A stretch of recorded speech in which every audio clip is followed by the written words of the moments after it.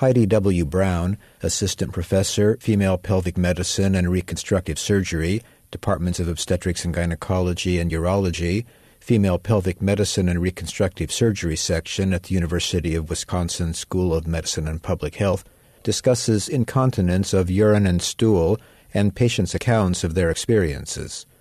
Dr. Brown spoke at the 6th Annual Innovations in Women's Health, presented by the University of Wisconsin School of Medicine and Public Health, Department of Obstetrics and Gynecology, Department of Family Medicine, and Office of Continuing Professional Development in Medicine and Public Health, and the University of Wisconsin-Madison School of Nursing, Center for Professional Development and Outreach.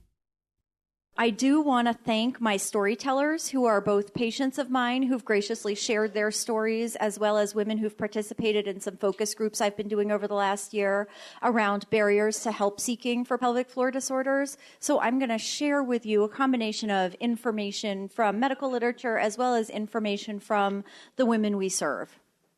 My objectives for this talk, I hope at the end of this presentation that you will understand the prevalence and impact of pelvic floor disorders, know how to ask about and provide initial treatment for these conditions, and know when and how to refer to subspecialty care. And I hope that by the end of next week, you'll ask one patient about pelvic floor symptoms and consider asking more than that. Jean came to see me for the first time about 6 months ago, maybe 9 months ago. And she recently confided to me, the first time I came to see you, I wore sweatpants and sneakers. I told my husband, I don't know if I'm going to be able to handle this pelvic floor. I thought it was some sort of a gym. What exactly is the pelvic floor? The pelvic floor is a bowl of muscles that support all of the organs that live in the pelvis. So it's muscles and connective tissue and ligaments that wrap around from our pubic bone to our tailbone, and they support our bladder, uterus, and bowels, as well as tubes and ovaries and everything else that lives in there. And men have a pelvic floor too. And pelvic floor disorders refer to disorders of bladder control, bowel control, and pelvic organ prolapse, which happens when the muscles relax and stretch out and then the insides start to come outside. But I'm really going to focus on incontinence of urine and stool today. So are pelvic floor disorders really a problem? I mean, it's not cancer. It doesn't hurt you. I'm always sort of talking to patients about this. Well, it depends on how bothered you are, because truthfully, it's not dangerous. This is a quote from one of my focus group patients. I think most of the rest of these quotes are from focus group participants. Gloria says, some people will say, I don't travel anymore. They don't say why, but they don't travel anymore. They don't dare go out anywhere, out to eat, out to a band concert or whatever. They don't dare go out.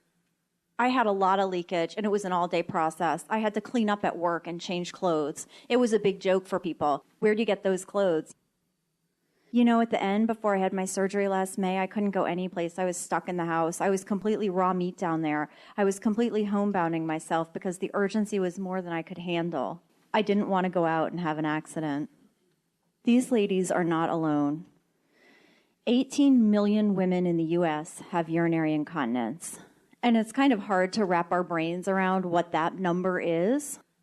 More than half of our older patients have urinary incontinence. But it isn't just our older patients, actually. 1 in 4 younger women have urinary incontinence. And it isn't just urine. People can have incontinence of stool as well. I feel alone and ashamed and unclean. The bathroom is my home. I feel older than I really am, and I worry about this problem getting worse. I always have to wonder if I stink or if anyone can tell that I'm dirty. Unfortunately, Martha isn't alone. 1 in 12 women over age 40 have monthly loss of liquid or solid stool. It's about 8 to 9%. I think I have it under control. I'm keeping my secret. I've said to my daughter, who does ask some questions, make sure there's extra toilet paper, when I'm here. I just say I use more toilet paper. Well, the older I get, you see, the more I think maybe I don't ever have to tell them. I could have a stroke or a heart attack. They'll never know, just quietly die. She's 56. 1 in 5 women over age 45 actually have less frequent accidental bowel leakage. So the 1 in 12 number refers to women who have bowel leakage every month. But 1 in 5 women have bowel leakage on a less frequent, more episodic basis, and that's mostly because of the conditions that it's associated with. Inflammatory bowel disease, irritable bowel syndrome, disorders of chronic bowel disturbance, and during flares, people have leaks. Accidental bowel leakage is also associated with diabetes and obesity, which, as we know, are very prevalent in the patients we take care of. And they're also common in women with menopause and urinary incontinence, as well as women who've had a childbirth injury. I'm lucky enough that it doesn't happen all that often, but when I was in an office job from 2000 to 2008, I kept a spare pair of underwear in my desk drawer, along with a spare pair of nylons. Just in case something happened, I'd have something to change into. So even if it doesn't happen often, people are still making changes to their daily routine and living with a heightened sense of fear and worry that it's going to happen and could happen at any time. Accidental bowel leakage, like urine leakage, increases with age, and this is data from a national survey published in 2009 looking at the prevalence of at least monthly fecal incontinence in men and women. And what you can see is that the prevalence of fecal incontinence goes to about 10% in the 40 to 54-year age group, and then really jumps up to about 15% in the 55 and above age group. I've been very close to a mother, a mother-in-law, and a sister who's 10 years older, all of whom became incontinent in one way or another. And so I figure if I've already got this loose problem, I just don't want to get older. I would be horrified if my children found out. That is probably the big horror to me. I don't want to get older because I feel I've got nowhere but downhill to go with this condition. And it's actually not just us. Actually, men have these problems too. So in looking at independent community-dwelling Americans, 65 years and older, not institutionalized, not in nursing homes, independent U.S. adults, 40% of men and 60% of women, age 65 and older, have urinary or bowel incontinence. And bowel leakage, that's almost the same in men and women, but we as women have more urine leakage. So I hope I've convinced you that incontinence is prevalent and expensive. On average, a woman with urinary incontinence spends $750 a year out of pocket for incontinence management, and she would be willing to spend twice that per year to be cured.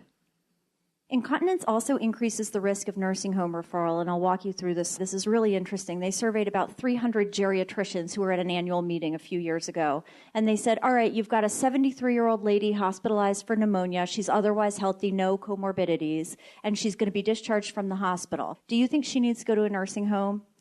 3% of the geriatricians said, yeah, this 73-year-old with pneumonia should probably go to a nursing home before she goes home. Okay, same woman, 73 years old, pneumonia, no other underlying medical comorbidities other than urinary incontinence. Now 6% of geriatricians think she should go to a nursing home before she goes home. That's a relative risk of twice the risk of being referred for a nursing home placement. If you give her fecal incontinence, that risk goes up to 15% and a relative risk of 5%. Incontinence does increase the risk of nursing home referral, even in people who take care of older folks every day. It also increases the risk of falls. Our odds of falling if we have urge incontinence are 1.5 times those if we're dry, and our odds of falling if we have mixed incontinence are almost twice that if we're dry. So are pelvic floor disorders a problem? Well, they're prevalent. They impact an aging population, and we know our aging population is growing. They impact quality of life. They're expensive. They increase nursing home referral. They increase falls. So I would say, yes, we have a problem. But I don't want to be all doom and gloom here because there's really some good news too. Pelvic floor disorders can be treated. And most of the time it doesn't even require medicine or surgery. Pelvic floor disorders can be treated with lifestyle and behavior modifications as well as pelvic floor physical therapy. And if those things don't work, then we can use medicines or devices or surgery. But I wouldn't know where to start, you say. I'm already so busy. Start with a urinalysis if she has urine leakage and refer her to pelvic floor physical therapy. Why do I say that? Because they will do so much work for you. The pelvic floor physical therapists don't just do Kegel exercises. They will teach your patients about behavioral modification. They'll give them tools to help track their symptoms, identify triggers, identify lifestyle modifications that make life better or worse. They'll also coordinate pelvic floor muscle strengthening and relaxation, core muscle strengthening, and help your patients gain increased awareness of the bladder, bowels, and pelvic floor muscles. So how do we refer to pelvic floor physical therapy? If you're in the UW system, you can order it right in Epic. If you just type in physical therapy, it'll pop up. If the patient isn't a UW patient, you can click on printed RX, and then they can take that printed prescription and take it to whatever provider they want to see. At the time that you send your patient to pelvic floor PT, also say you want to see her back in 3 months. That way, she has a good chance to work with PT and see how much it helps. And if it doesn't, then you find that out again. When you order it in Epic, it's really easy. Just under the diagnosis and order screen, just type in physical therapy. And then you can specify the diagnoses that you want them to address and the modalities if you know. But if you don't know, they'll tell you. They'll send you a letter. They'll tell you what you need to order. We are lucky in Madison. We actually have 3 groups that I use very commonly. There's a UW group, a Meriter group, a private group in town called Capital PT. And so women here in Madison have more therapists devoted to their pelvic floor than any other city where I've ever worked. And I've worked in a lot of cities. But if your patient lives elsewhere, there's actually a website. It's really easy to get to, www.apta.org. You can click on a little button that says Find a PT. And you can look up the patient's zip code and click on Women's Health Subspecialist and find a PT for your patient. If we have a good experience with that pelvic floor PT, we keep their contact information. Okay, so you know where to start. UA, treat them if they have a UTI, and send them to pelvic floor physical therapy, and then reassess their symptoms. So Judy, who's quite feisty in my focus groups around why people might not seek help for incontinence, said, and they don't talk to you about previous problems either. I mean, they don't say, did that work, whatever it was. They don't focus on follow-up. I mean, this is call them if it didn't work. So the way I deal with that is I schedule a follow-up visit. When I send them to PT, I say, you can come back and see me in 3 months. Then we'll have a sense of whether or not it worked. And I like to use non-judgmental phrasing. So last time we saw each other, you were having some problems with urine leakage. Did you have time to make it to PT? Everybody can relate to not having time, so they can admit that they were non-compliant. Was it helpful? Would you like to keep seeing them? Do you need more sessions? Or would you like to try something else? Hopefully, she'll say what Jean did. That physical therapist was a miracle worker. I'm completely cured. I hate to say it, but I don't think I need to come back to see you. What we don't want her to say, though, is what Nancy told me. I had it for a while. When I finally went to a doctor, I got the runaround for a very long time. And that was several physicians who were going in totally the wrong direction, and I was really frustrated. So UA, pelvic floor PT, and then reassess her symptoms. And then if she needs more, prescribe additional treatments yourself, or if you don't feel comfortable, you can refer her to our Women's Pelvic Wellness Program, and we'll take it from there. It's important to figure out when should you refer and to whom. So if you find blood in their urine when you send the urinalysis for urine leakage, go ahead and send them to urology. And hematuria is actually 3 to 5 red cells on the microscopy. It's not just trace blood on the dip. It's actually the microscopy. Urology can do that workup. If they report some changes in stool consistency that you're worried about, like changes in stool caliber, their blood in their stools, send them to GI. If they report bothersome urinary or bowel symptoms that don't get better after your initial treatment recommendations, you can send them to us. And you can either consult Urogynecology or Women's Pelvic Wellness, and either of those will actually prompt one of the 3 of us to review the patient's chart and determine whether she needs urogyne, female urology, colorectal surgery, pelvic floor PT, or some combination.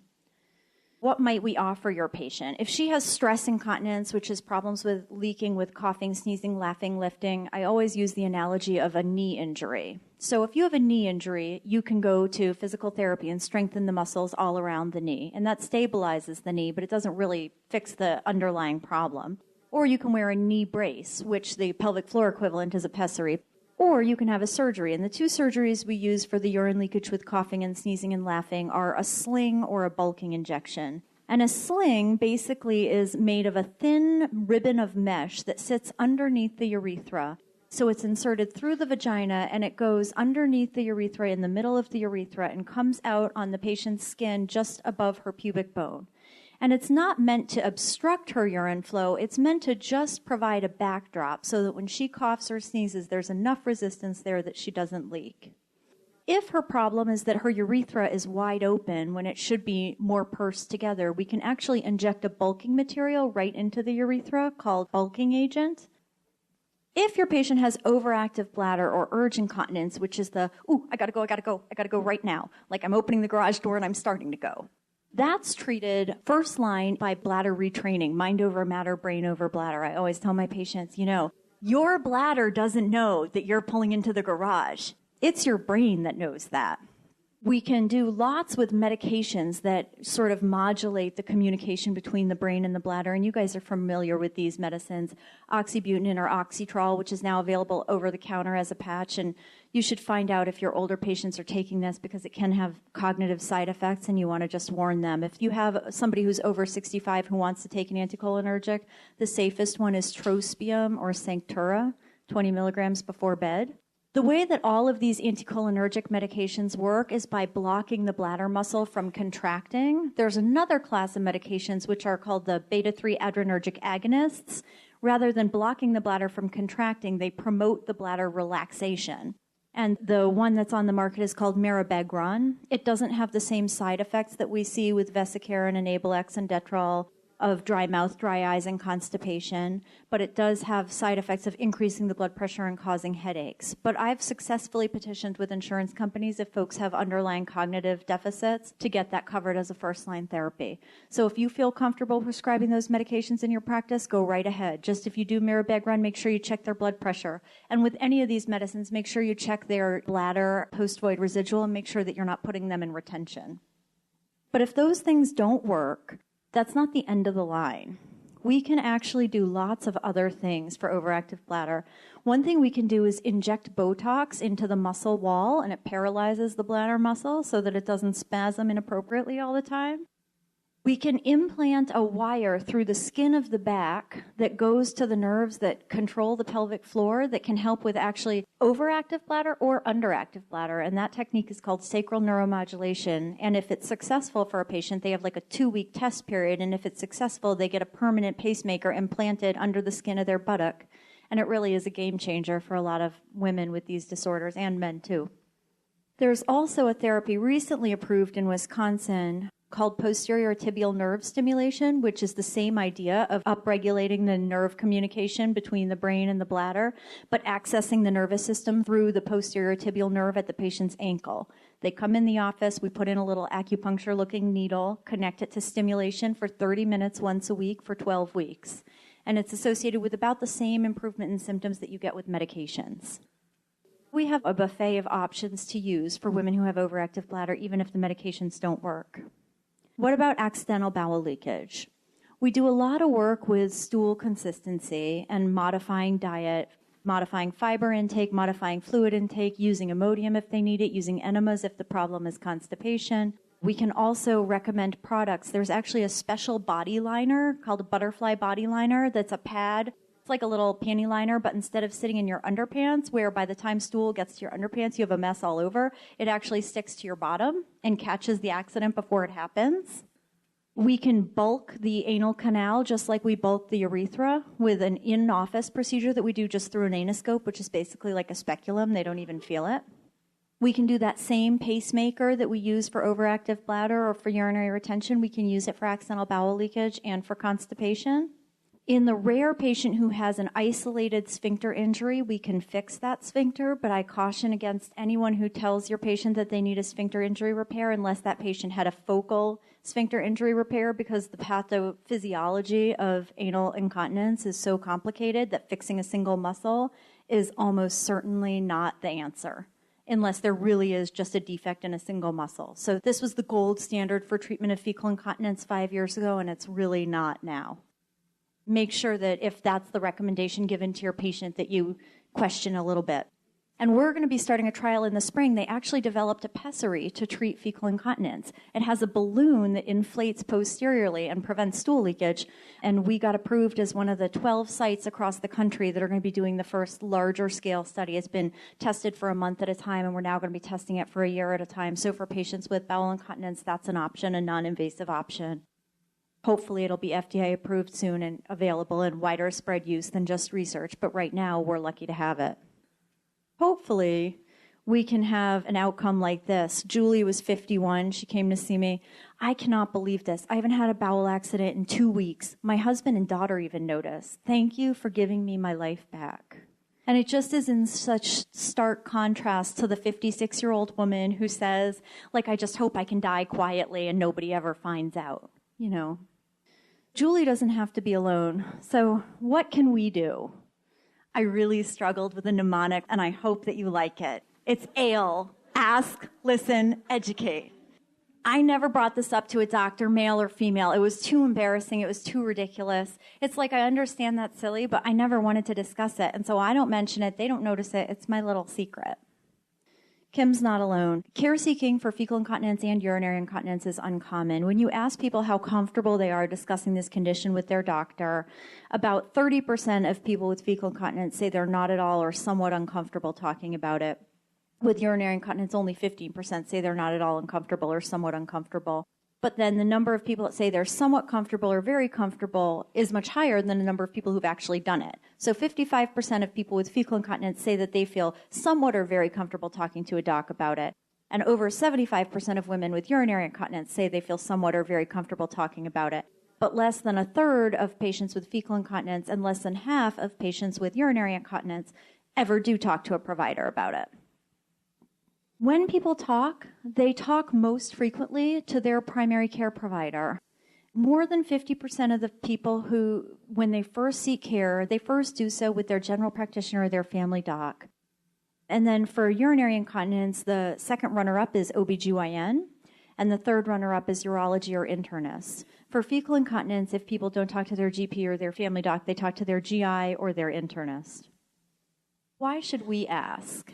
I hear from doctors all the time, oh, my patients don't have this. Well, they do, but they want us to ask. They're scared and they're embarrassed, and we have the power to help them.